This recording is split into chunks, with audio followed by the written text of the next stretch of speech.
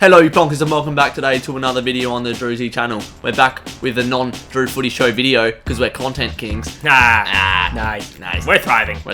So last week we talked about the most disappointing players this season, but today we're going to be talking about the most surprising players this season. Players can be surprising for a multitude of reasons, Jesse. They've come out of the woodwork, career resurgences, or just people that have taken a massive step up. So we're going to talk about all different sorts of players. If you like this video, drop a like, drop a sub. I'm trying to hit 5k by the end of June, so we've got a while, but that's a sub goal for this next period of my YouTube career. Anyway, let's get into the video. First off the bat, easy as Tex Walker, averaging a career high in goals, even though there's only been 7 games, so the results are a bit skewed, but everyone has seen how Tex Walker has just revived his career this season. I think the new rules have probably opened up the game for him a lot. Obviously, that 45-degree kick is open, so he can just run straight up the forward line and get on the end of leads easy enough. But who saw this coming? Not me. I would have pegged Leicester City to win the Premier League in 2016 is more likely than Tex Walker to win the Common this year. He kicked 5 against the Cats, 6 against Sydney, 6 against the Suns, and 3 against the Roos. So this is pretty much career best form for Tex, and he's doing it at the tail end where people were expecting him to just fizzle out, and maybe someone like a Darcy Parish would take the reins. But Tex has just staked his claim and said, I'm here for a reason, and he's had a great season. You think an old horse at the end of his career with a team that's rebuilding, not really too much prospect for finals, you'd think, oh, is he going to be engaged? But he's absolutely hit the ground running this year. They thought they'd have to get the curtain out for the old horse and just put him down, but he's jumped back up and he's at the races again. The next player we're going to nominate as a big surprise in 2021 is Carlton's Sam Walsh. Now, like you alluded to, not all these players are surprising in the sense that, well, we didn't know he was good. We knew Sam Walsh was good, but he's doing it so young and also taking his game to such a level that he's been a really pleasant surprise. I'm sure Carlton fans would agree. Probably didn't expect him to be the best midfielder this year, but with Paddy Cripps' kind of slight decline, Sam Walsh has really ascended to be one of their best players. Following a similar trajectory that Cripps did early in his career, you know, he put the team on his back and started carrying, but this Carlton team's getting better. There's a lot more talent in it than when Cripps started to shine, but Sam Walsh, through all this talent that's now emerging at Carlton, he's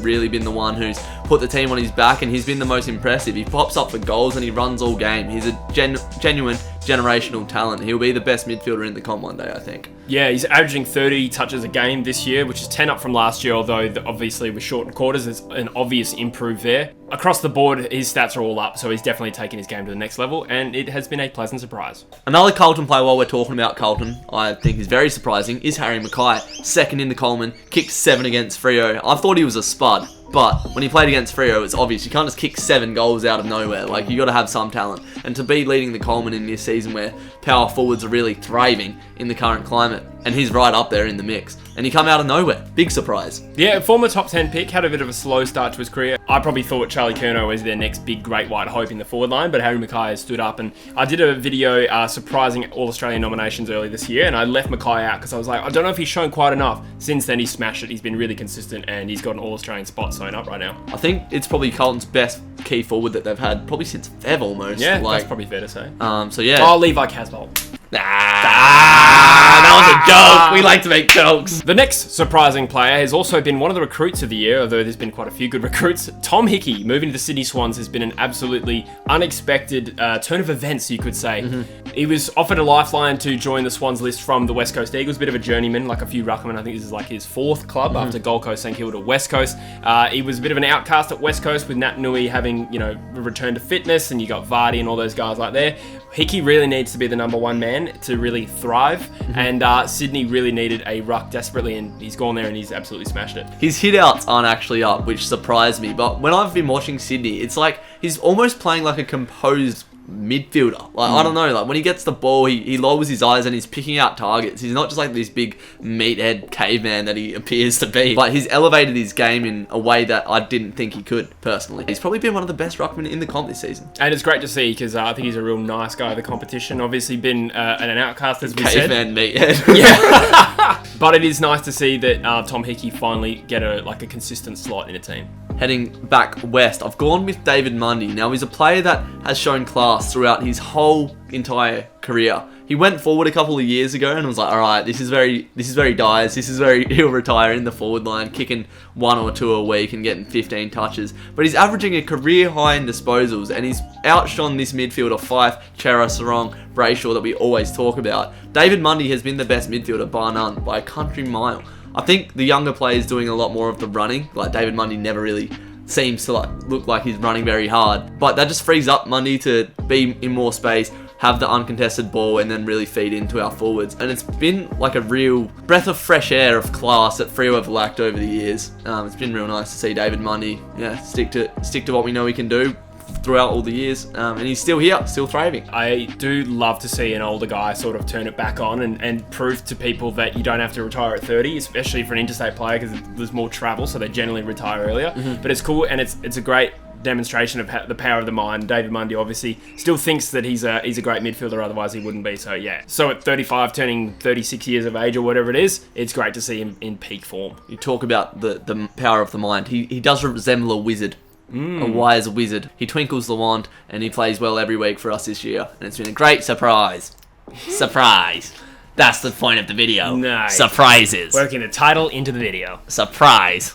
The next player we're going to nominate as a big surprise in 2021 is Essendon's Darcy Parish. This is a player who's getting a little bit of media attention right now, and rightfully so. He had one of the biggest Anzac Day performances we've ever seen, taking his first medal. I think only he and Dane Swan have had over 40 on Anzac Day as well, so that puts him in elite company in that respect. But he's a player that was top 5 a number of years ago for Essendon, sort of like faded a bit into obscurity, and people were looking at Essendon's list saying, oh, they need to rebuild, but you know, they've got Andrew McGrath on their list, and now Darcy Parish is finally given an opportunity in the midfield. I think he was pushed forward a little bit, maybe a bit outside, but he's third in the comp in clearances right now, and proving just how good a midfielder he can be. He wasn't top 5 in the draft for no reason, and when he's played in the position that he was probably drafted from, he would have been an inside mid in the draft. Shows what he can really do when he's given that responsibility, and he's thriving this season. And it's great to see a player show a lot of perseverance when they're struggling and not quite hitting their potential, and they come good a little bit later. It's a great story. Proving the haters wrong. Some would say surprising the haters. Surprise again, we're back! Some would say this next guy is a crowd pleaser, and I would too. It's Cody Pickett. Cody Pickett, my favourite player to watch in the competition, bar one, Christian Petrarca. But anyway. Oh, you just love the Demons, bro. Get off their dick. You're D's nuts. I am D's nuts. Watching Cody Pickett play against North Melbourne last week, it was honestly mouth-watering stuff. Like, he's a walking highlight reel. So last year, I think he was averaging about 7 touches a game and half a goal, 0.5 goals per game, which doesn't really make sense because you can't kick half a goal. But, like, statistically, it, like, works. Oh, he can kick 3 points. True. So yeah, a bit more midfield time, and when he's on the ball, he's using it very effectively. We saw that goal against North Melbourne, how well he can get up and down the ground, and when he is in the position to score goals, he's pulling highlights out of his anus every week. He has the most potential, I think, out of any small forward in the AFL. Very, very Cyril-esque. But I think his levels are higher than Cyril, especially if he can play out his full career. The fact that it's surprising is because he's just taken his game from like maybe as expected to just elite. Like he's just jumped from mid-tier to top tier. Extra surprising actually, because he was also a massive bolter in that draft. Melbourne plucked him at, what was it, 9 or 11? I think it was pick 9 after taking Luke Jackson at 3. I don't think other clubs would have necessarily considering him for that range of the draft. They plucked him, and it's looking like a masterstroke.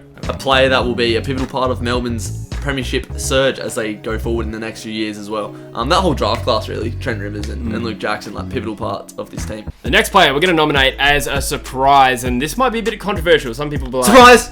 This might be a bit controversial because I think some people will say they always expected this guy to be good, but there's no doubt that Jager Omeara started with a lot of promise, dipped largely due to injuries, and is now regaining that form. There's always been hype around Omeara. It's always been he will one day be one of the best midfielders in the comp. It's fizzled out as Hawthorn have sort of had less relevance, like less bigger games. And obviously Tom Mitchell and Warple even, they've probably been getting more plaudits than Omeara, but it seems like finally Omeara is hitting that promise. I think he's averaging about 28 to 29 touches a game. One bad game this season against Richmond, but other than that, he's been firing on all cylinders. And this is the potential. It's like, it's finally happening. You talk about players reaching their potential when they're young, and it's like, here it is, 2021, Omeara has arrived.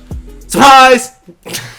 The thing with Omeara though is like, when he was drafted out of Dongra via the Perth Demons, and he was a mini draft selection in like whatever year it was, 2013, 2014. Around that time. He was blessed with extreme athleticism. Like he was extremely explosive, extremely fast, and the people were talking about this guy as like potential Judd-like midfielder, and you always hype up draftees a little bit, but I think there's no doubt these injuries have robbed him a little bit of that, but it's been great to see him sort of maybe not reinvent, but really double down on what he can do well. And now he's a really, really prodigious clearance midfielder. Maybe I haven't given him the respect up to this point, but now when you take a closer look, there's no doubt Omeara is enjoying what I would say is a breakout year. And yes, it has taken us by a little bit of a surprise. A real cult figure is emerging. Surprisingly, it's another Hawthorn player. It's Cheng Chuth Jiash. Nailed it. Is that how you say it? Eh. I don't know. Anyway, he's a great player to watch, is the point we're trying to make. The athleticism that this kid has is unreal, and he's been one of Hawthorn's best out of nowhere. I didn't really see much of Hawthorn last season. I didn't really see any of him, to be honest, but when I saw that round 1 fixture against Essendon, he really stood out on that half-back line. Once he picks up the ball, he's gone from the packs, and he's a really good distributor off the ball as well. Yeah, the thing with Jath is that it might be one that Hawthorn fans are like, oh, we always expected you to be good, because I think I have seen it like on message boards and on big footy forums and stuff. People are like, oh, this kid will be actually good, but it still counts as a surprise when he wasn't a high draft pick. Not many people outside of Hawthorn would have known who he was, and now everyone's kind of talking about him. So yeah, big surprise candidate. He's almost being talked about like as a smoky for the All-Australian 40-man squad as well, early in the season. So I said that in a video, literally. So. Nice. That's incredible source then. But we'll see if he can carry the form throughout the season. Obviously, Hawthorn haven't been that great, so it's hard to thrive. But the ball's down in the back line plenty, and Jath is getting plenty of it. The final player we're going to nominate as a surprising player in 2021 is Essendon's Cale Hooker. Now again, you could argue, is it that surprising? Because he has actually been a very good player over the stretch of his career. These days, he's doing it as a key forward at Essendon as well in a very young side. I think he's 4th in the Coleman unreliably informed, averaging nearly 3 goals a game as well. So he's been pretty good in a side that, hasn't necessarily kicked a lot of goals this year. He's been a mainstay target up forward. 32 years of age as well. So that's part of the surprising element. He's having... It's hard to say career best season because he also was great as a defender through the peak year of his career as well. So you're kind of not comparing apples with apples. Yeah, he got specced in one of the marks of the century by Andrew Walker. He's been on the tail of Buddy Franklin running down the wing as well. So he's at a rough end of the stick. He was an All-Australian defender in 2014. You wouldn't expect that 7 years later he would be in almost career best form in the forward line for Essendon. The fruits of his hard work over the years have paid off. Yeah, he's having one of the better seasons of his career in a different role, and he's really thriving by surprise, which is the whole point of the video. Surprise thrive. We're going to wrap up this video. We're going to go live stream Sydney versus Melbourne. Who do you think's going to win? I think Melbourne are going to win. Sydney, a dark, stinky chance of a fart of an upset. Exactly right. Analysis. Me and Jesse are going to be trying to smash out as much content as we can, especially with my bung knee. I should have a lot more time to make content, but Jesse's just smashing it anyway. So make sure you keep an eye out across both of our channels. Content coming out the Wazoo. Thanks for the support recently. 5K by the end of June. Have a good day. Subscribe. Bye.